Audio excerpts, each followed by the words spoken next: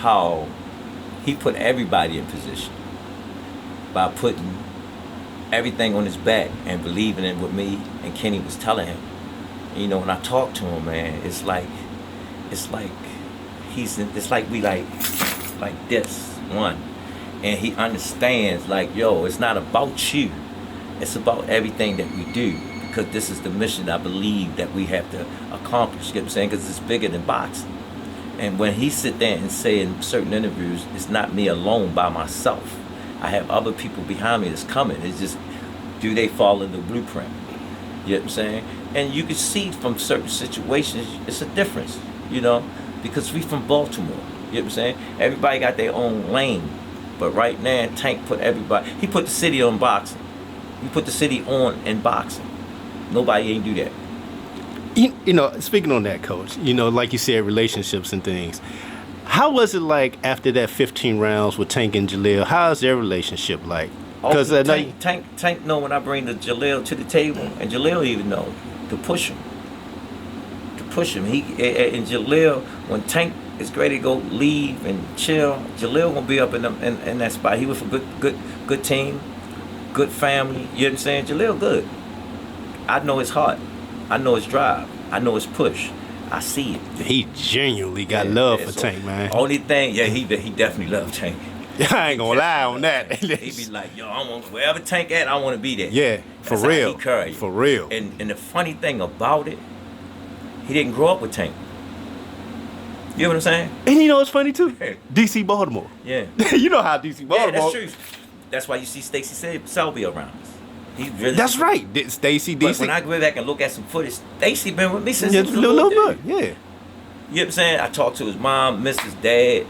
But that shows you relationships. That's what relationships and trust. That's what it's all about, and loyalty. Yes, man. I gotta ask you, man. Why I got you, man? That young dog, Jalil, man. Let me tell you something. When the time comes, put your money on Jalil. I seen Jalil do 15 rounds with Gervonta Davis, and I seen Jalil run some other guy. I got some classic sparring sessions, but I ain't gonna put it out there. But Jalil put that heat on a lot of people. I heard you talking about the other night on the podcast. He ran some jokers out of that ring. But yeah, put that money on Jalil because he got the gas tank. I want to go back to a story because when Coach Calvin then went out for the press conference with Tank, you stayed behind to work with Jalil. Why was that important to you? You know, Jalil just getting with the Mayweather team, and they looking for him to show up. His dad, everybody's doing a good job with him. Everybody helped. It take a village to raise a child. So I said, let me drop some tips for him too. So I stayed back and help him out, and then it helps relax the fighter too. We got all the help and support, so when he go into the ring, he won't be nervous. You know what I mean? So I said, let me help him out a little bit. You know, I'm glad you talked about it because Coach Calvin calls you the Bible. Now, when it comes to Gervonta Tank Davis and game planning, what you do, first thing you do is grab the clips of the fighter that. Let me clear something out first. I've been around boxing 43, 44 years. They call me the Bible. It's not because I read every magazine and I study everything. It's just that I learned so much just by being around the sport. Older coaches, I witnessed some of the coaches that are gone now. I witnessed their work and sitting around and listening to boxing business behind the scene. I learned the do's and don'ts, and that's why I know so much. It's a lot that I don't know, but I experienced and learned a lot, and that's why they call me the Bible. I guess where I was going with it, because you know how people, they don't understand when you setting up for that devastating knockout, because you love knockouts. Yeah, I love knockouts, because if you knock a fighter out, that's less punches you have to take. The fight over with. You know what I mean? It's good to see a 12-round fight, but if you can get it over with, get it over with. Because remember that video where you were training Tank?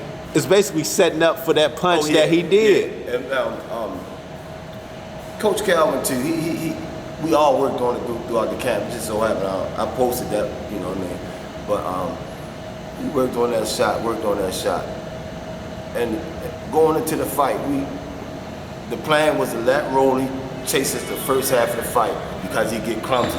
And when he start reaching, counter. And that's exactly what Tank did.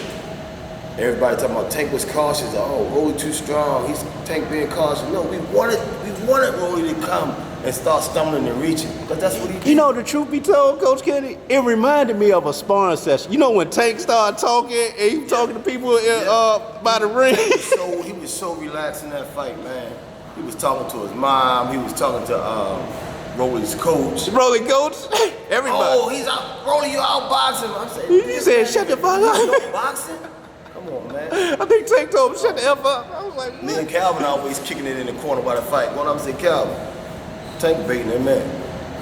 But me and Calvin, I said, look, Rolly's stumbling. Me and Calvin, we sit beside laughing. Look, he's stumbling already. And then when Tank come back to the corner, when he start reaching, counter his ass. And that's what he did. Boom! Lights out. And that, you know, Tank, Rolly think he won the fight up until that point, but if you go back and look, Tank was tagging Rolly with some shit, man. Oh, if his corner even telling him he won that fight, he need to find some new coaches. They lying. Because they lying to him. You gotta be 100 with your fight, you know what I mean? How close is Tank to being the #1 man in boxing? Tank is the #1 man in boxing. Everywhere we go, Tank sell out. Even in the UK, he sell out. Before he turned professional, we had fights in here, 350 capacity, but 2,000 people trying to get in the building. We did a showdown, his last amateur fight down Shaking Bay. 5,000 people tried to get in. They had 2,700 inside. 5,000 was trying to get in. Tank been selling out since he was a kid. So it's only right for him, you know, he's the man. That's even Canelo's favorite fighter. Yeah. The man who's supposed to be the man. He sell just like Tyson and Canelo. The last fight he had, 19,000 and some people. They were like a few thousand over the capacity. They had to bring out overflow chairs. See, okay, I'm glad you said this right. This is a great point here because, of course, Bill was on the Rise podcast last night. You know, this got me to thinking, right? Bruh, them belts don't mean nothing. Tank is all roads in the lightweight division leads to Javante Davis. If you're a real champion, you gotta fight Tank, or you're not a real champion. You gotta see him. Not just Haney, anybody. Tank is the truth, man. And they gotta recognize that when they come to the table. And only thing that stop, I told Bill, only thing that stop that fight is fear. Not right now, they sound like they want it. Tank want it. Only one thing can stop that fight, and that's fear. You know, it's funny too, because you know that's the only time I heard Tank say a fighter name like, yeah, Devin, I want that fight. Because of the sparring wars that they talk about. Some people say Tank won, Haney beat Tank up. All right. Squash all that, you know? You said forget all that. We won. Take the fight, just like Rolly said. Rolly was talking about Tank ain't show up twice. He scared me. Squash all that. Show up at the fight. You saw what happened to Rolly, you know? Is that fight really closer than what people think, or that's a year away? The Haney fight? Yeah, if it even I happens. wish it could happen this year, but I don't. If Cambosa could take some step aside money, it can happen. Hopefully it could happen this year. I would love for it to happen this year, but it look like they're gonna prolong it as long as they can. We want it though. We want it next week. Tank was back there for like 30 minutes talking. Shorty came out with a smile. He went in kind of, you know, with his normal frustration. But he said, man, Tank did stuff to me that I didn't have nobody do to me before. But it was out of a good place. But it had to be done that way. Man, after the first 6 rounds, Tank said, what you doing, Shorty? Oh, that's the best you got? Shorty started picking it up. So then Tank was like, oh, yeah, let's get this.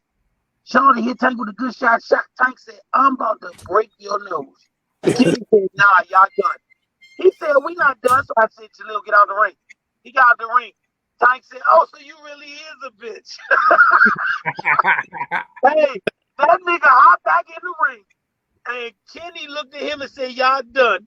Calvin told the Showtime people, y'all got to leave. They sparred for 4 more rounds. Man. Calvin said, hey, man, y'all done. Kenny said, man, Shorty hopped back in there. He said, one more. We gonna finish this. After that, Man. my son came out that room feeling like, if I can do this with Javante Davis, you bring on anybody. Hey, I seen Jalil run. Hey, I seen Tank and Jalil run jokers out that ring. But them two that day, man, they was rocking and rolling so hard you could feel the heat come off the canvas, man. That's how they be rolling in there.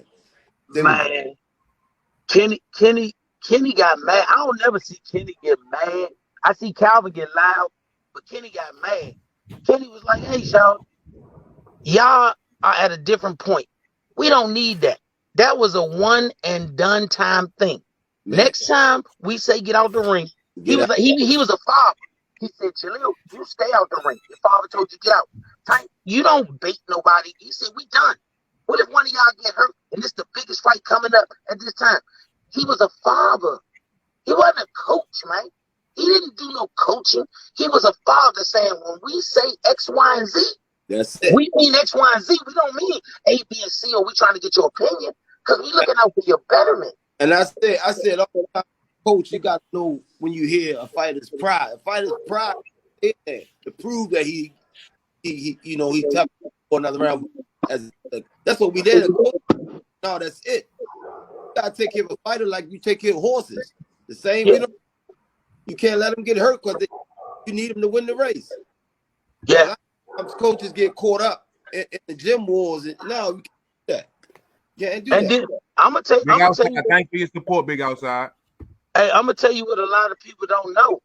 If y'all think back, y'all didn't see Kenny in Atlanta for the press conference. Think back. You didn't see him in Atlanta for the press conference. Nobody knows why. He told Jalil, I'm going to stay behind, y'all, and I'm going to work with you tomorrow because I saw some stuff that I didn't like that you were doing in sparring. Mm-hmm. That next day, Kenny and him was in the gym. Kenny said, hey, bro, I don't mean to infringe. I stopped before he finished it. You're not infringing, champ. If you see something, please correct. Okay. And they worked that next day. Everybody else was gone. Yeah. It was him and Kenny at the gym, at the Mayweather gym. They worked because he didn't say, I'm a coach. He said, hey, Slim, you like a nephew or something. Y'all got kids. Come here. We got to fix this. And the very next fight, Shorty ended that joint with the body shot and the hook. Kenny say, that's where the correction come in. That word again. He put that word in.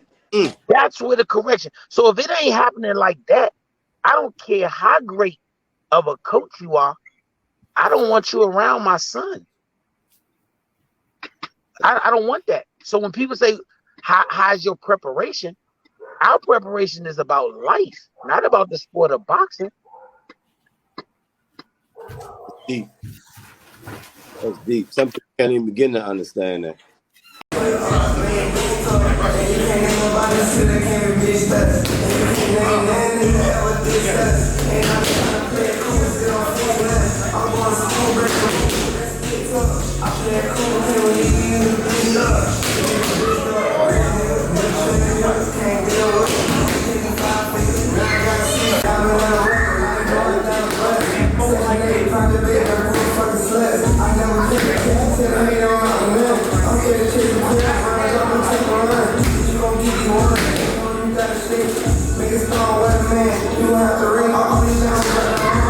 She gon' push me, what I put up on, I'm